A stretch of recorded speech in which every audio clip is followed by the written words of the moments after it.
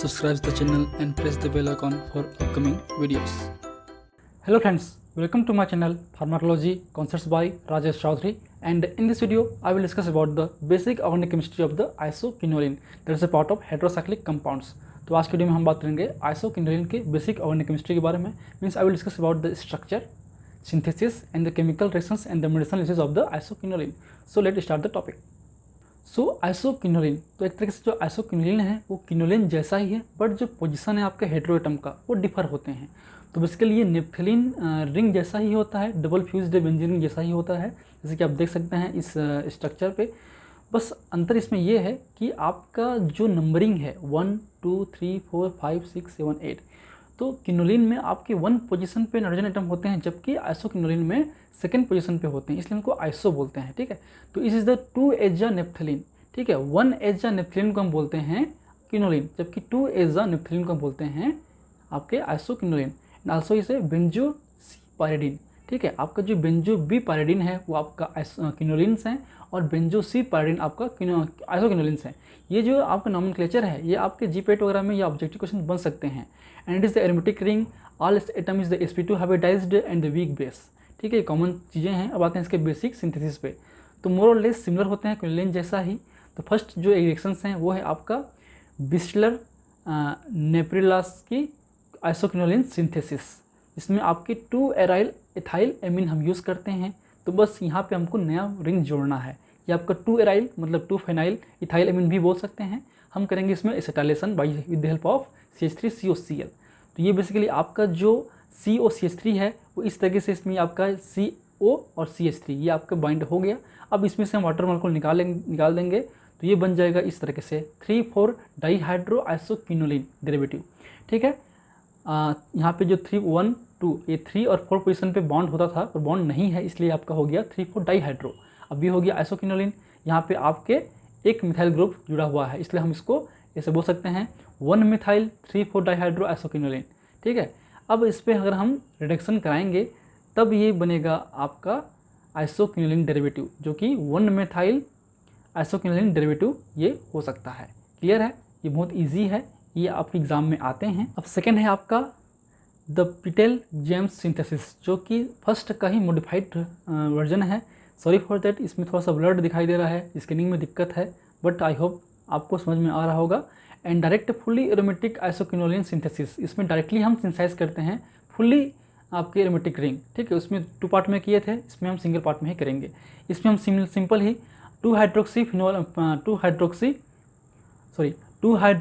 2 phenyl aryl amine हम use किए थे, इथाइल एमीन हम यूज़ करेंगे. यहाँ पर लिख दीजिए आप इथाइल एमीन, 2 हाइड्रोक्सी 2 पे फिनाइल है और क्या है आपका इथाइल एमीन, तो यहाँ पे लिखते हैं. ठीक, और इसमें हम यूज़ करेंगे बेंजोइल क्लोराइड, उसमें हम यूज़ कर रहे थे एसिटाइल क्लोराइड CH3COCl, इसमें करेंगे C6H5COCl. तो ये जो Cl है NaCl निकल जाएगा और यहाँ पे जुड़ेगा COCCl5, तो ये आपका इस तरह से COC6H5 जुड़ गया. ठीक है, अब इसका हम फिर वापस जो है हम करेंगे हाइड्रोलिसिस कराएंगे, मतलब ऑक्सीजन जो है बाहर निकालेंगे, हीट करेंगे POCl3 के साथ में. तो जाहिर अर्थ है ये डायरेक्टली जो है यहाँ से वाटर मॉलिक्यूल निकलेगा, यहाँ से और यहाँ से निकलेगा, तो ये बनेगा आपका 1 फेनाइल आइसोक्विनोलिन डेरिवेटिव डायरेक्टली. ठीक है, उसमें हमने फिर रिडक्शन किया था, इसके बाद यहाँ पे रिडक्शन करने की जरूरत नहीं पड़ेगी. फिर नेक्स्ट है आपका पोमेरेंज फ्रिट्ज सिंथेसिस, जिसमें हम यूज़ करते हैं बेंजल डिहाइड. ये बेंजल है, बेंजीन है C6H5CHO है ना, बेंजल डिहाइड. और है आपका 2,2 डाई एल्कोक्सी इथाइल एमीन, जो आपकी इथाइल एमीन है, इस 2,2 पे डाई एल्कोक्सी है. ठीक है, इसको हम एसिड के प्रेजेंस में रिएक्शन कराएंगे तो ये बनेगा आपका आइसोक्विनोलिन डेरिवेटिव. तो ये बेसिक सिंथेसिस थे. अब आते हैं केमिकल रिएक्शंस पे. तो ये बहुत सिंपल हैं. इसमें भी हम करेंगे इलेक्ट्रोफिलिक एडिशन रिएक्शंस, जो एक तरीके से आपके इन पोजीशन पे होगा, एन पोजीशन पे होगा. एसिल करेंगे तो साल्ट बनेगा आइसोक्विनाजोलियम साल्ट क्लोराइड. अगर हम CH3I करेंगे तो जाहिर सी बात है यहाँ पे जुड़ेगा CH3 और I, तो N मिथाइल आइसोक्विनोलियम आयोडाइड बन गया. RCOCl करेंगे तो यहाँ पे COR जुड़ेगा, तो 2 एसाइल आइसोक्विनोलियम क्लोराइड बनेगा. ये आपकी इलेक्ट्रोफिलिक एडिशन है, ना कि सब्स्टिट्यूशन, याद रखिए. यहाँ पे ऐड हो रहे हैं इलेक्ट्रोफाइल्स. ठीक है, अब आते हैं आपके इलेक्ट्रोफिलिक एमिटिक सब्स्टिट्यूशन, जो प्रिफरली आपके C5 और C8 पे होते हैं, क्योंकि इनमें करेंगे तो जो पॉजिटिव चार्ज होगा वो आपके इन आयंस पे नहीं आते हैं, N पे नहीं आते हैं, ठीक है। तो इसलिए हम जो है प्रिफरली C5 और C8 पे करते हैं। ये क्वेश्चंस आते हैं आपके जितने भी आपके हेटेरोएटम्स हैं या फिर हेटेरोसाइक्लिक कंपाउंड्स हैं, तो उनमें ESR जब करते हैं तो कौन से पोजीशन में प्रिफर्ड होगा वो आपको याद होना चाहिए। बाकी सब ईजी है। अगर हम करेंगे नाइट्रेशन कराएंगे तो क्या बनेगा, ये आपका 5 पोजीशन है और ये आपका 8 पोजीशन है। ये 1 2 3 4 5 6 7 8, इसलिए ये 5 नाइट्रो आइसोक्विनोलिन, ये 8 नाइट्रो आइसोक्विनोलिन। सिमिलरली इस पे करेंगे आपके सल्फोनेशन तो बनेगा 5 आइसोक्विनोलिन 5 सल्फोनिक एसिड, इसमें फिर बनेगा 5 ब्रोमो आइसोक्विनोलिन, ठीक है। तो ये बेसिक ESR रिएक्शंस हैं। अब आते हैं न्यूक्लियोफिलिक सब्स्टिट्यूशन रिएक्शंस। तो इसमें बेसिकली ये जो NH2 है आपके इस पोजीशन पे जुड़ेगा, पोजीशन नंबर 1 पे, तो ये बनेगा आपका 1 एमिनो आइसोक्विनोलिन, ठीक है। हम करेंगे रिएक्शन कराएंगे तो जो ये जो बॉन्ड्स हैं वो कम हो जाएंगे, झट सी बात है। तो हम कराएंगे रिएक्शन करेंगे तो क्या बनेगा 1,2 डाइहाइड्रो, मतलब इस 1 और 2 पे जो आपका बॉन्ड्स हैं वो निकल जाएगा, बनेगा 1,2 डाइहाइड्रो आइसोक्विनोलिन। अगर हम इसको सोडियम इथेनॉल के साथ मिश्रण कराएंगे तो ये बनेगा आपका 1 2 3 4 टेट्राहाइड्रो आइसोक्विनोलिन्स।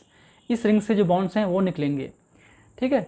अगर हम H2PT के साथ मिश्रण कराएंगे HCl के प्रेजेंस में, ठीक है, यहाँ पे हम कह रहे थे इथेनॉल के प्रेजेंस में, तब ये आपका बनेगा यहाँ पे 5 6 7 8 टेट्राहाइड्रो आइसोक्विनोलिन डेरिवेटिव। अब इसको हम ऑक्सीडाइज कराएंगे केमिनोफोर के प्रेजेंस में एल्कली मीडिया पे, एल्कलाइन केमिनोफोर पे, तो ये बनेगा थैलिक एसिड। ये बॉन्ड टूट के आपका बनेगा COH थैलिक एसिड, तो बनेगा आपका प्रीडीन 3,4 डाइहाइड्रोक्सी कार्बोक्सिलिक एसिड। ये प्रीडीन रिंग है, ये पोजीशन 1 है, ये 2 है, ये 3 है, ये 4 है, इसलिए प्रीडीन 3,4 डाई कार्बोक्सिलिक एसिड। क्लियर है। अगर हम न्यूट्रल के साथ में कराएंगे तो बनेगा आपका थैलामाइड, ठीक है। यहाँ पे जो 2 ऑक्सी ग्रुप जुड़ जाएंगे, बन गया थैलामाइड। तो ये बेसिक रिएक्शंस थे। अब आते हैं इसके बेसिक मेडिसिनल यूज़ पे। तो इनका भी यूज़ जो है बहुत सारी जगह पे होता है, बहुत सारे रिंग में इन्वॉल्व होते हैं। फॉर एग्जाम्पल की बात करें, न्यूरोमस्कुलर ब्लॉकर की बात करें, क्लोराइड डेरिवेटिव जो है D-ट्रिबोक्लोराइन है, उनमें ये होते हैं रिंग। एंटीस्पाज़मोडिक जैसे कि बात करें पिपावेरिन की, उनमें ये होते हैं। एंटीटसिव में होते हैं जैसे कि नास्कोपिन, जो कि मॉर्फिन क्लोराइड डेरिवेटिव्स ही हैं। आपके एंटी हाइपरटेंसिव ड्रग में क्यूनोप्रिल में हम यूज़ होता है इसका रिंग। फिर वेसोडाइलेटर की बात करें तो पिपावेरिन में होते हैं। So this is the basic organic chemistry of the isoquinoline, जो बहुत ही ईजी है, क्विनोलिन जैसा ही है, ठीक है।